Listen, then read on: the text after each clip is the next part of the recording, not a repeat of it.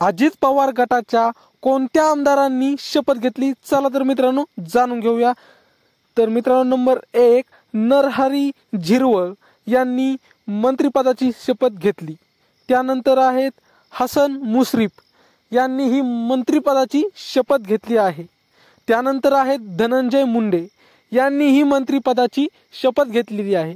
त्यानंतर आहेत आदिती तटकरे यांनी ही मंत्रिपदाची शपथ घेतलेली आहे। त्यानंतर आहेत इंद्रनील नाईक यांनी ही मंत्रिपदाची शपथ घेतलेली आहे। त्यानंतर आहेत माणिकराव कोकाटे यांनी ही मंत्रिपदाची शपथ घेतलेली आहे। त्यानंतर आहेत बाबासाहेब पाटील यांनी ही मंत्रिपदाची शपथ घेतलेली आहे। त्यानंतर आहेत मकरंद पाटील यांनी ही मंत्रिपदाची शपथ घेतलेली आहे।